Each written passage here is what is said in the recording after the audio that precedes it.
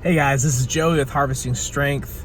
I was just getting coffee this morning, and I've seen somebody do this where they kind of did like a little impromptu IGTV post and stuff like that. So I wanted to, go into this one, and it was something that I was talking about with somebody earlier today. I was connecting with someone, and we're talking about the approach of athletic performance and sports performance, strength acquisition, whatever you want to call it, or whatever domain you're in.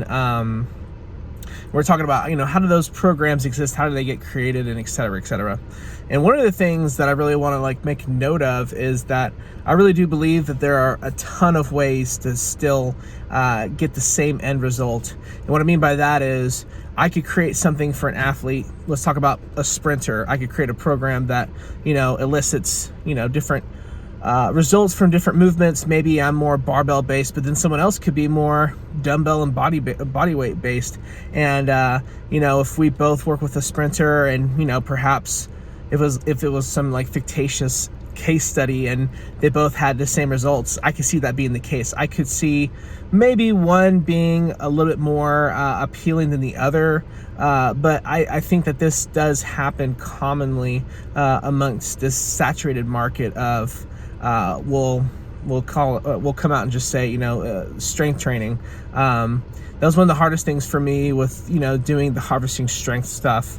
If it sounds like I'm going on a bunch of tangents, I really apologize. But one of the hardest things for me was, I could create a program, training protocol, and it could work really well for someone, but I didn't have the clout that some of these people do online have. And other people are convinced otherwise. Hey, I saw this person doing this, and they're top tier world class power lifter. How can I trust you when you are just barely having a social media presence? And what really grew for me and helped me develop more of a base and to get more people interested in having conversations with me and trusting the ability I had with producing work for them. A lot of it stems from feedback. And what I mean by that is let's say someone's doing a squat and I can watch their squat, and I could tell them, hey, looks like your knees are coming forward too much, putting more strain on that knee joint. You're not putting any dependency on your hips. Your hips have to grow and develop to have a better base. And then that alone right there, that level of feedback really started to attach with some people and really made them, seem like they were getting more benefit, and they felt more, trust and ability with the programming and the coaching. And I think that's one of the issues that is occurring right now. So going back to the conversation I had with my friend about, sports performance, athletic performance, there's so many different ways to, do a program with the same result. I think what's going to bridge the gap for people is going to be how they can coach and give great feedback. Because I could give you the best program written in the world, supposedly, and it's great, it's flashy, it does what it needs to do. But if I can't give you feedback and coach you through it and tell you why things are working and some things aren't working, or if I can't look at your footage and say, oh, you know what, we need to stop doing this movement, let's do this one instead. If I can't do that and I can't give that feedback and correct it, then I think the value of all the things you've written down and built as training protocol really diminishes. So another example of this, on this topic of feedback and things like that is, I'll get people who will, I get people who could say, hey, this looks like it's very repetitive the last 3 or 4 weeks. Why is that the case? But what happens is they'll send their footage, we'll have conversations, and it's not just about the written material that makes the difference, it's the prompting and the feedback that makes the difference, where I could tell them one little thing and they feel better about it, and then they make that adjustment, and then now they flourish in performance. So this isn't me trying to put myself on a platform or a pedestal. What I'm really trying to say is that I think the way that you yourself or anyone else should really approach a program of performance really needs to be about feedback. And something that also comes with feedback is this concept of motivation. So I started doing personal training when I was 19 at Anytime Fitness in a small little place, but whenever we started doing the stuff, I always felt like I was being a cheerleader because I didn't really know what else to provide. So I'd make the workouts. They weren't great.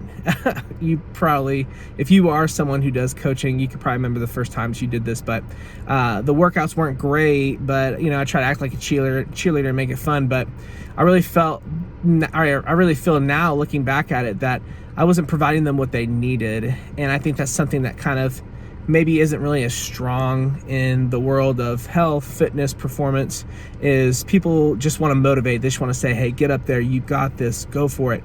I mean, motivation's great, but I think the key factor in it is feedback.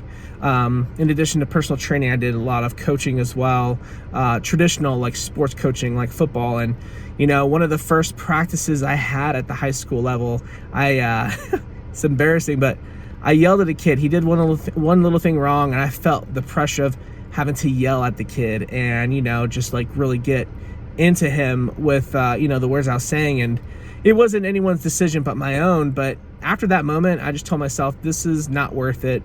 This isn't helping. And I just look foolish. So sometimes, well, if people who I worked with are watching this, they could probably say, oh, he just seemed kind of laid back and stuff like that. But that wasn't the case. Instead of me yelling at an athlete not performing, like a football play great, I would tell them, hey, what you need to do is you need to read their feet. If they're going to take this step, take that step with them. You need to practice this, maybe working, with another person and really developing those cues and those short little movements. Because if you take a too big of a step and try to, take a leap or guess where they're going, it's going to put you at a disadvantage. I would have those conversations with people, like that statement I just said. I would have those conversations with people, and I felt that really helped with their performance. So, in the end, when you're working with someone, I hope that this little conversation that I've had with you in a parking lot after getting coffee, prompted by some random conversation I had with someone, I hope that this makes you think more about, how are you working with people and athletes? Or if you are the athlete, how are they working with you? Are you getting the feedback you need? Are you just getting motivated? Are you just getting workouts sent to you? And again, this isn't me just trying to say, hey, you should buy into what I do. But, start asking questions. And I think, being, not just me, but people who are in a position to have some power and impact on people, when you get to that position, use it for the good and educate others. And definitely don't just try to build this high level frequency of getting a paycheck in your account every month just to, seem like you're above everybody else. That's it for me. I don't know if this was even remotely helpful to anyone, but if it was, maybe you can send a message or a comment and we can have some fun with dialogue afterwards.